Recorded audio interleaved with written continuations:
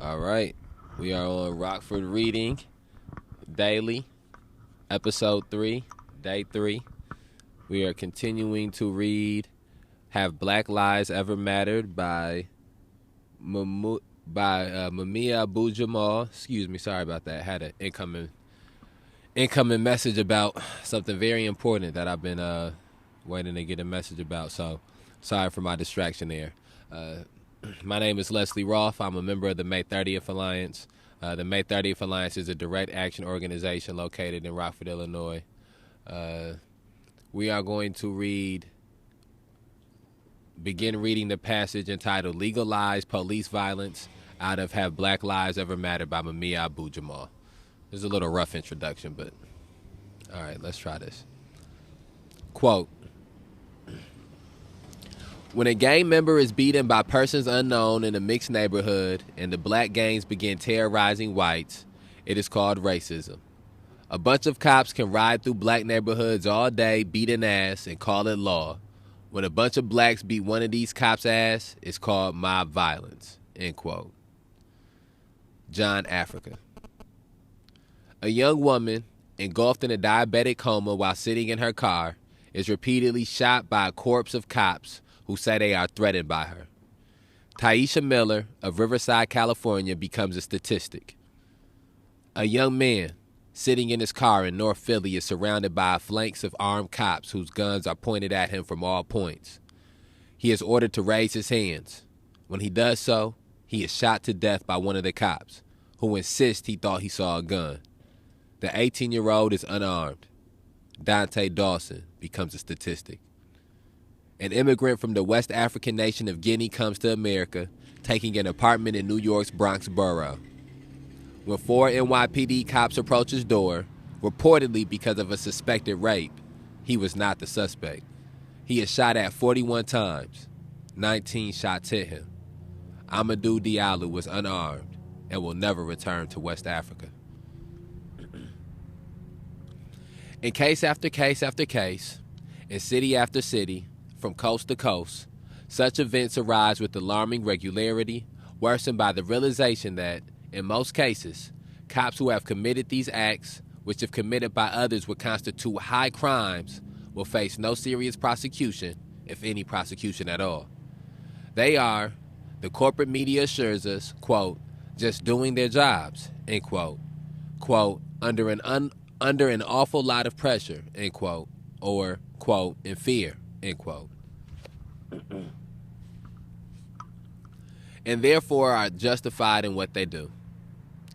In the language of the media, the very media that makes their millions off of the punishment industry calling for the vilest sentences known to man, turn, in the twinkling of an eye, into paragons of mercy, who lament that the, quote, fine young men, end quote, who, quote, serve their community, end quote, are in, quote, trouble, end quote, or have, quote, suffered enough, end quote. The suffering of the slain, because they are young and black, are all but forgotten in this unholy algebra that devalues black life while heightening the worth of the assailants because they work for the state. The worst lie that is often trotted out when such cases occur is the term used by politicians and the media singing the praises of such people, who call them, by virtue of their jobs, quote, public servants, end quote. Since when have servants, of any kind, acted in the vile, arrogant, monstrous manner that many of these cops do in black, Hispanic, and poor communities? Since when have such servants been in the position to slaughter, shoot, humiliate, and imprison the very public that they are sworn to serve?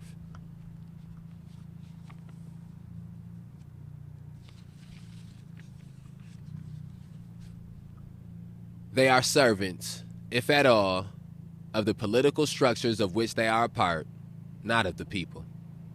They are servants, if at all, of the state. They serve the interest of capital, of the wealthy, of those who run this system from their bank vaults and corporate offices. They do not serve the poor, the powerless, nor the uninfluential. They never have. They are an armed force organized to protect the interests of the established and those who own capital. The history of labor in this country is splattered by the blood of trade unionists who were beaten, shot, and crushed to the earth for striking against the trusts, combinations, and mega corporations of capital. Who did the beating, the shooting, the crushing? The cops, who served the interests of a state that declared, as did the U.S. Supreme Court, that unions were, quote, criminal conspiracies, end quote, and that the Constitution, quote, was based upon the concept that the fundamental private rights of property are anterior to government and morally beyond the reach of popular majorities, end quote. Capital's voice, the media, and their agents, the politicians, unite in the chorus of support for their legalized killers who bomb babies with impunity. Remember May 13th, 1985 in Philadelphia? Who shoot unarmed kids in their cars and unarmed African immigrants whose only capital crime is being black in modern-day America. This legalized violence proves that violence is not a problem for the system when it is their own against the people. This awful crime must cease. Sorry about that, clearing my throat a lot on this segment. That gets us to the end of that passage, and I think the thing that sticks out to me the most from that passage is just the tragedy that is the macroaggressions of police terrorism, the tragedy that is the macroaggressions of mass incarceration, and the tragedies that are the macroaggressions of racial injustice, and how this cycle of these macroaggressions and these tragedies have continued because of the refusal of mainstream society and the refusal of us as a collective to acknowledge the roots of these things and where these things trace back to. And then I also, one of the things that maybe I haven't done in these prior two episodes that I would want to begin to do a little bit more is make connections directly to Rockford, Illinois, and to Winnebago County with some of the things we're reading. And so as we read of those stories of people who were killed by the police, I think of stories of people here who have been killed by the police. Mumia ended a couple of the passages off by saying how these people became statistics, and we have seen here how even as we have been out here for the occupation of City Hall, Faustin Guaitigo was murdered, an African immigrant, and became a statistic the same way that Amadou Diallo, I don't want to pronounce his name wrong. Sorry about that. Give me 1 second. Turn the page. Somebody yelling at me the name right now. Amadou Diallo. Amadou Diallo. So was Faustin Guaitigo, an African immigrant.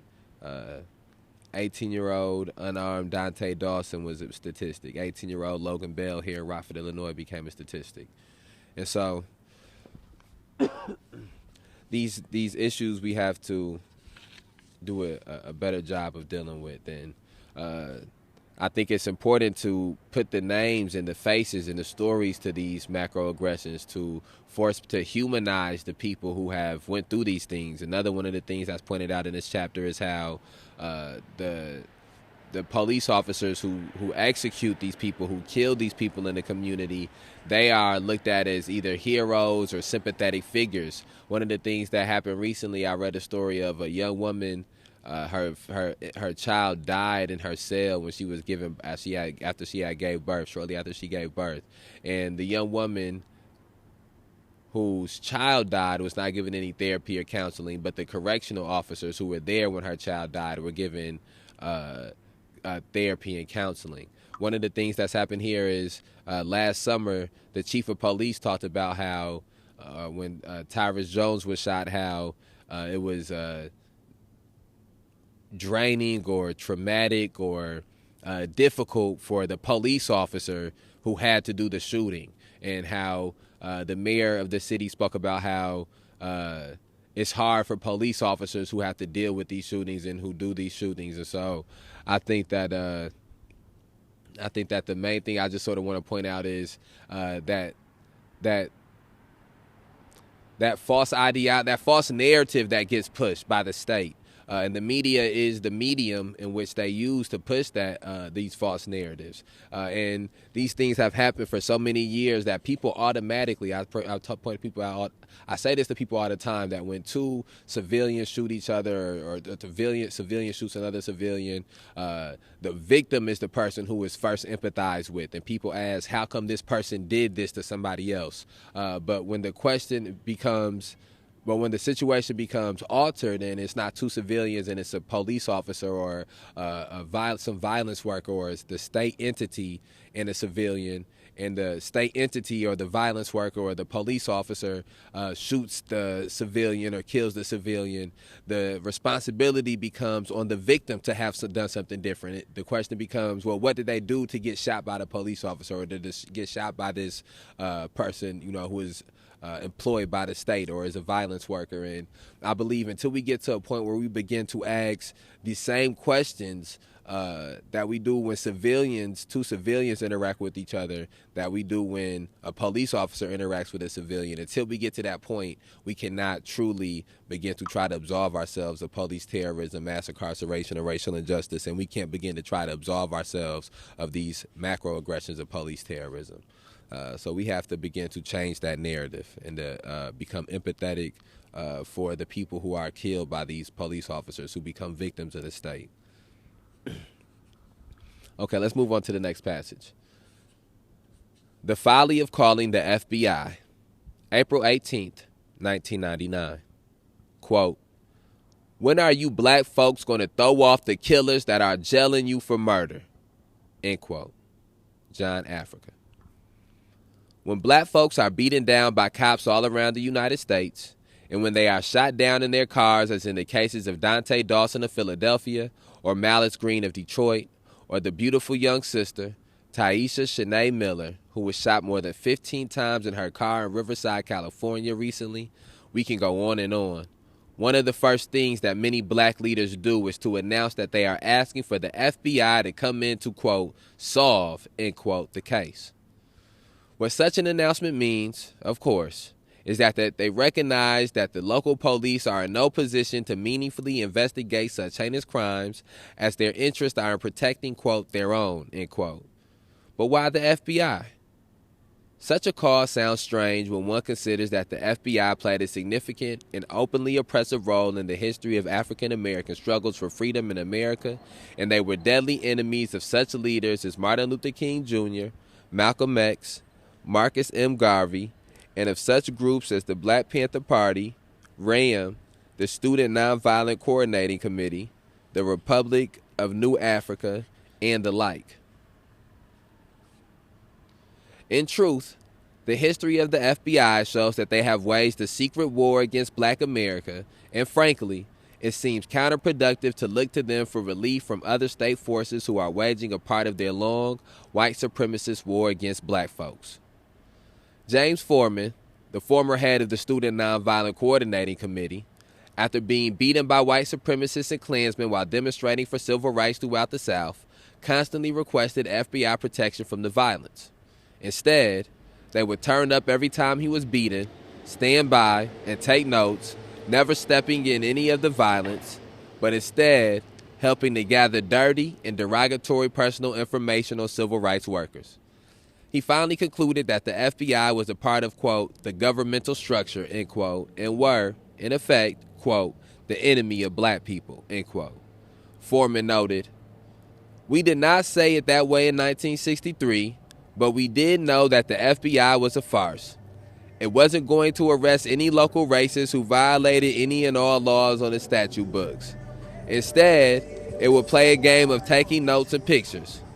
The files in Washington must have been growing thick even then, with documents from the civil rights movements and with photographs of us all doing everything but screwing, and maybe even that." That's the end of James Foreman's statement. Former FBI Chief J. Edgar Hoover found it intolerable that, quote, Negro, end quote, men would, quote, want to be addressed as Mr. Scholar Kenneth O'Reilly. Let me try that sentence again. Former FBI Chief J. Edgar Hoover found it intolerable that, quote, Negro, end quote, men would, quote, want to be addressed as Mr., end quote. Scholar Kenneth O'Reilly writes that the job of the FBI was, in large part, to stifle black unity. This is a segment that Kenneth O'Reilly wrote. The Division 5 also worked to, quote, prevent the rise of a messiah, end quote, someone, quote, who could unify and electrify the militant black nationalist movement, end quote. Malcolm X had been the most likely candidate, but his assassination removed that threat. Malcolm was simply, quote, the martyr of the movement today, end quote. Muhammad was hardly a more viable threat, quote, because of his age, end quote. In the final analysis, Division 5 said Stokely Carmichael and Martin Luther King were the only serious candidates. They both dreamed of becoming a messiah and had, quote, the necessary charisma, end quote. Not even William C. Sullivan, head of domestic intelligence, considered King to be a militant, but that was beside the point. Quote, King could be a very real contender for the position should he abandon his supposed obedience to white liberal doctrines, nonviolence, and embrace black nationalism, end quote. History has taught us that the state has its interest and the people have another, and they do not coincide. Now, with much of the nationalist movement in pieces, some aligned with the Democratic Party, some involved with community organizing, and others involved in various areas of social and cultural life, it is somewhat surreal to read of community calls for the FBI every time that a young person is murdered by cops.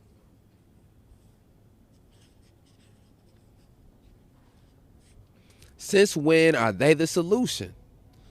The propaganda shown by the movie Mississippi Burning doesn't come close to showing the true role of the FBI. It's time folks acted as if they knew that. And that ends that passage.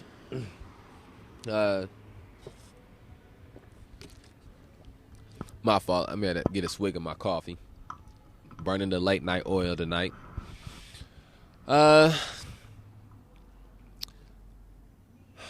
Where do I start with that? This is the first passage this passage is the most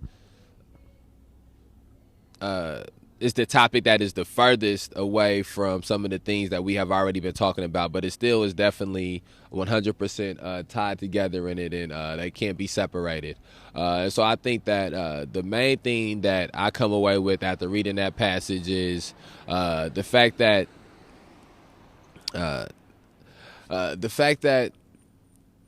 a lot of times, because of the way these institutions are set up, there aren't a lot of alternative routes to getting justice. There aren't a lot of alternative routes to getting solutions, and that's a purposeful thing. You know, when you look at it as in any city, if a police officer is to kill somebody in a city, or if somebody dies in the custody of police in the city, or if somebody is killed by an institution like the correctional facility in the city or the deputies in the county, it is police officers in that area who investigate it and who look into it. And the fact that these institutions that have committed this act are the same institutions that look into the act is this inherent conflict of interest. And so then when you find yourself trying to find an alternative route that is not that institution, a lot of times people would still to this day turn to the FBI.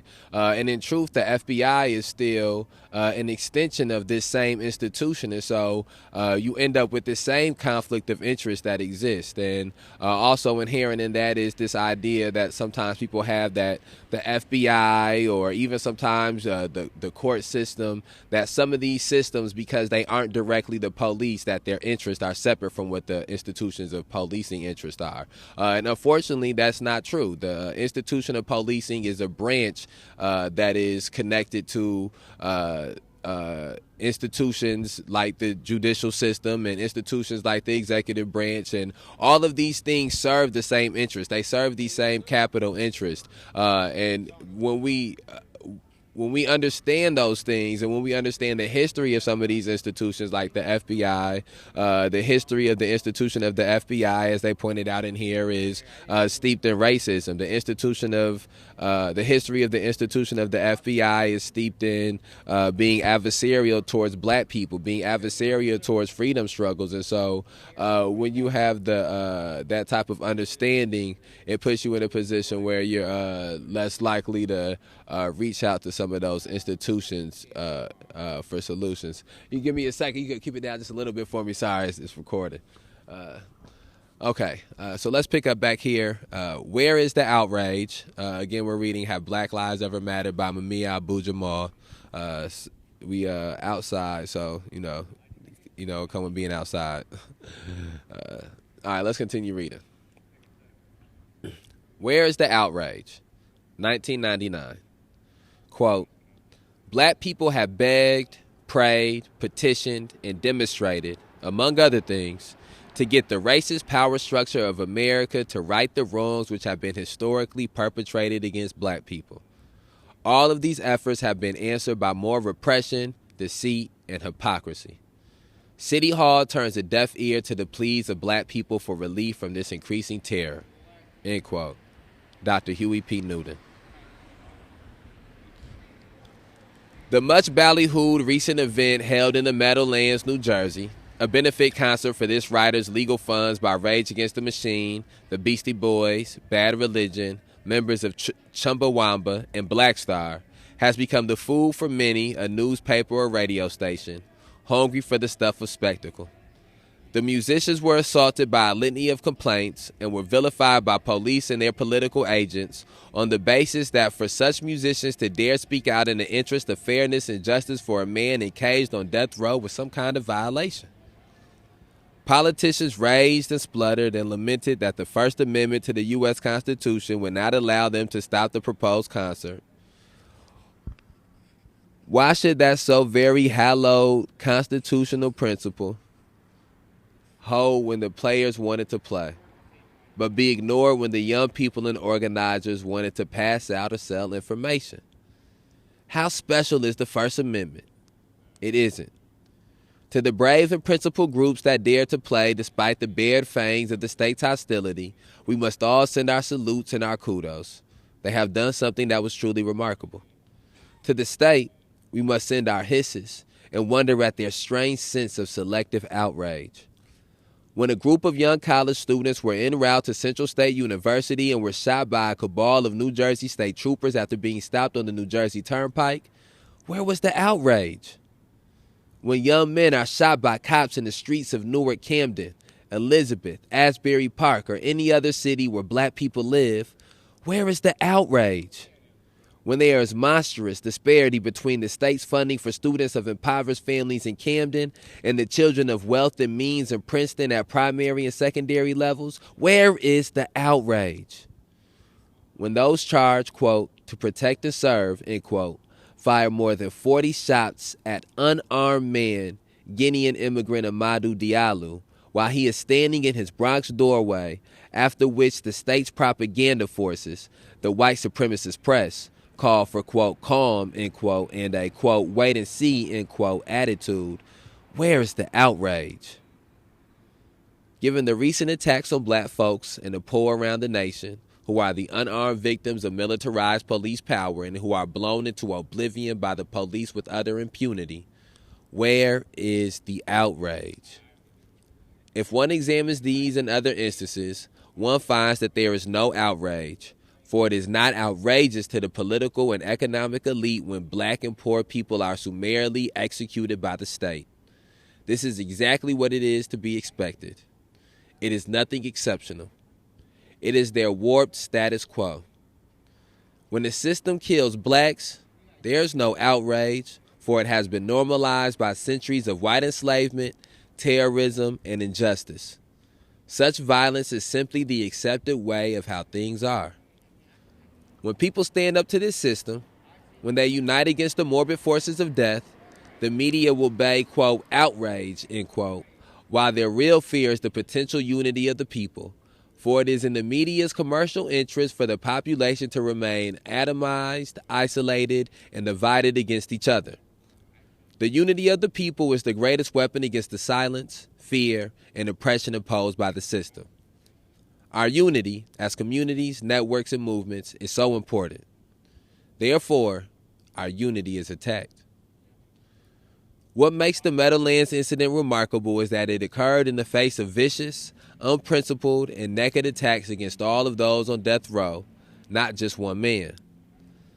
Several years ago, the state and federal government cut all funding to all post-conviction legal services to all people on Pennsylvania's death row. They are now completely undefended and are at the, quote, tender mercies, end quote, of the state that wishes to kill them. That so many good people would assemble to assist the defense of just one of that number is an act of resistance to the system would deny any meaningful defense to them all. I'm going to read that one more time. That so many good people would assemble to assist the defense of just one of that number is an act of resistance to the system that would deny any meaningful defense to them all. There should be outrage against the system that dares to call such a perverted system a fair one. There should be outrage against those who sit in silence when the rights of any are denied. There should be a swelling sense of outrage at the system that cries alligator tears when one man is defended while 209 men and women remain undefended. The death penalty is an outrage, one kept in operation by a conspiracy of state terror, a bare shadow of, quote, defense, end quote, and the vicious political will of base prosecutors who care more for their career than what is truly just.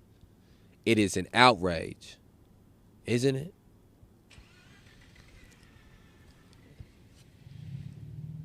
And that ends that passage. Man, that was these are all powerful passages, but I think that so far that's the one that strikes with me the most that I've read from this specific book. I want to point out, this is what I want to point out. I want to connect this to Rockford, Illinois. So let's go back to this passage where Mumia writes, when those charged to, quote, protect and serve, end quote, fire more than 40 shots at an unarmed man, Guinean immigrant Amadou Diallo, while he is standing in his Bronx doorway, after which the state's propaganda forces, the white supremacist press, called for, quote, calm and a, quote, wait-and-see attitude. And I think the thing I want to point out there with the wait-and-see attitude is that's something that the mayor here has called for. After Tyrus Jones was shot while running away, Tyrus Jones was unarmed black man. It was known for a fact that he was unarmed from the night that he was shot. The mayor refused to say his name in the statement that he gave. And then even once he gave a statement, first he refused to give a statement. The mayor would not give a statement on the initial day when Tyrus Jones was shot. But then even once he did release a statement, which he released via Facebook, he didn't even give a visual statement or a verbal statement. It was something written on Facebook. He would not say the name of the Tyrus Jones, the unarmed black man who was shot. And then he told the public to wait and see. When Jose Gonzalez Jr. was shot, he told the community in Rockford, Illinois, to wait and see. He refused to say Jose Gonzalez Jr.'s name after he was shot. That is the mayor that is currently in office here in 2021. And he does that because it's not politically advantageous for him to go against the police department in this city.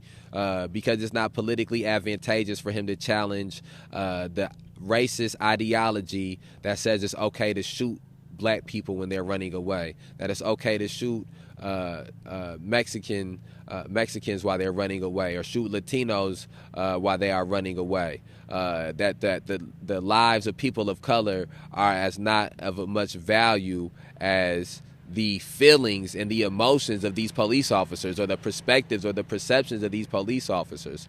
And so I think that is the main thing that I take away from that specific passage. And that passage is entitled "Where's the Outrage?" And I think that's something that I felt a lot of times recently being out here. This or being involved in the movement in the struggle to end police terrorism, mass incarceration, and racial injustice in Winnebago County in these past 18 months in which I've been involved in it. When it was outrage when George Floyd was murdered in Minneapolis, but when Tyrus Jones was shot while he was running away by the Rockford Police Department, there was not outrage in the city of Rockford. When Jose Gonzalez Jr. was shot while running away, there was not outrage in the city of Rockford.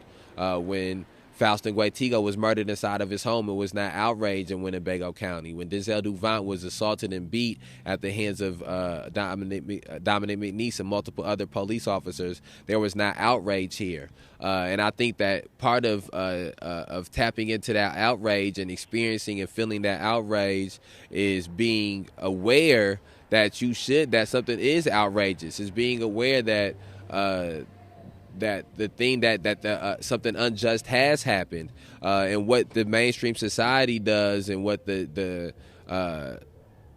society we exist in right now does, this nation does, is distract you from being aware and conscious to these injustices that are happening to you that you should be outraged about. It forces you to become numb and desensitized to the injustices and the cruelties that they inflict upon people of color and upon marginalized people.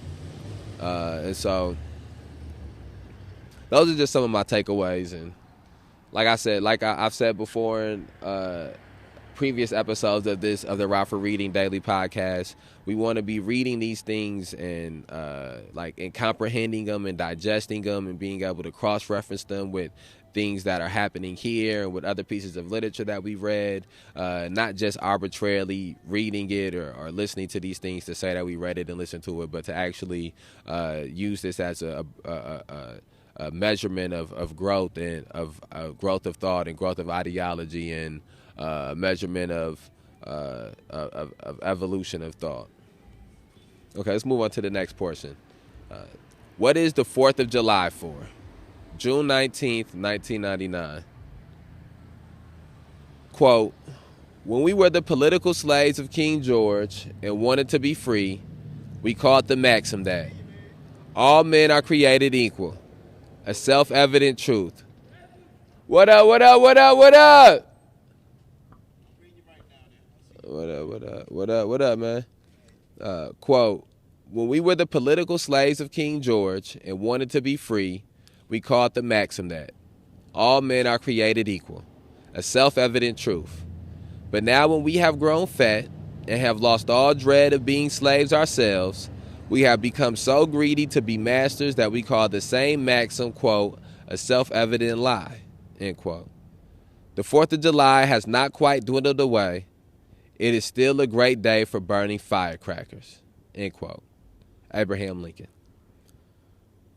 This 4th of July, the parks, shores, and play places of the people will be filled to the brim with tens of millions of Americans who are enjoying their vacation weekend in the hot summer sun.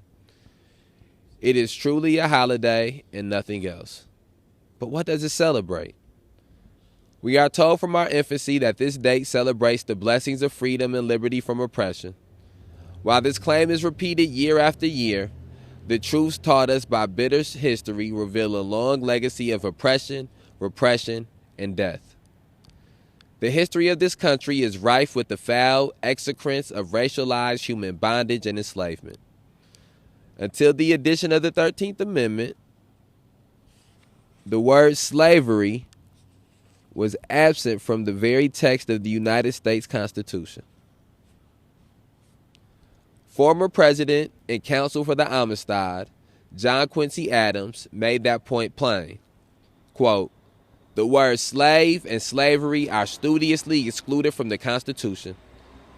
Circumlocutions are the fig leaves under which these parts of the body politic are decently concealed, end quote. While millions of Africans born in America were held, in the eyes of a blinded, quote, law, end quote, as human cattle, chattel, their white enslavers were professing the, quote, blessings of liberty, end quote, while forcing blacks to labor in shackles and live in misery. And now, today, more than 1 million African American men are still in shackles, enslaved in modern-day plantations, forced to endure conditions that are the shadows of what their not-so-distant ancestors suffered. What is liberty in the midst of these newly enslaved? Where is liberty in the prison house of nations? The courts, John Africa explains, are but, quote, process houses for slavery, end quote, wherein, quote, liberty, end quote, and, quote, justice, end quote, are just words.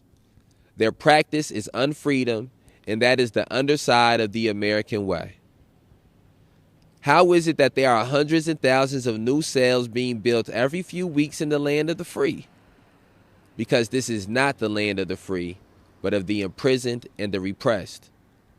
The revered Frederick Douglass once asked, quote, what, to your slave, is the 4th of July, end quote. It was, he said, nothing but a sham. To his descendant people a century later, the same answer may be made. For, though it may be considered by most a day of rest and relaxation, the foreboding sight of a cop car in the rearview mirror is more than enough to dash such soft moments and cases from across the country. Scream out the deadly risk involved in simply being black. In the United States today, driving while black is a high-risk activity. For men such as Amadou Diallo, the West African in the Bronx, it wasn't necessary to drive. He was simply standing while black. And in black America, any of these nebulous, quote, violations, end quote, carries an implicit death sentence. Some may try to remember America's founding enslavers, if they wish, George Washington, Thomas Jefferson, et al., but it might be more fruitful and realistic to remember the names of Africans and African Americans who could not practice the simple, alleged, quote, right, end quote, to drive securely, to walk the streets in peace, or to safely answer their doors at night. Amadou Diallo, Taisha Miller, Abner Louima, Dante Dawson, and on and on.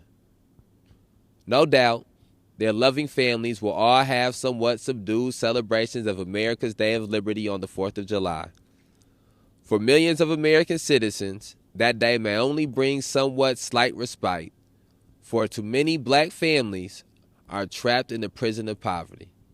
Excuse me, let me read that one more time.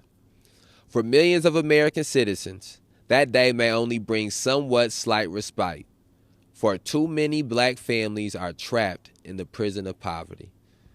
Joblessness means, among other things, not having to worry about a holiday. What can any freedom mean when one can't afford to do anything meaningful in this commercialized, pay-as-you-go society? The 4th of July is truly just another day. And then that ends that passage. And so, give me a second here.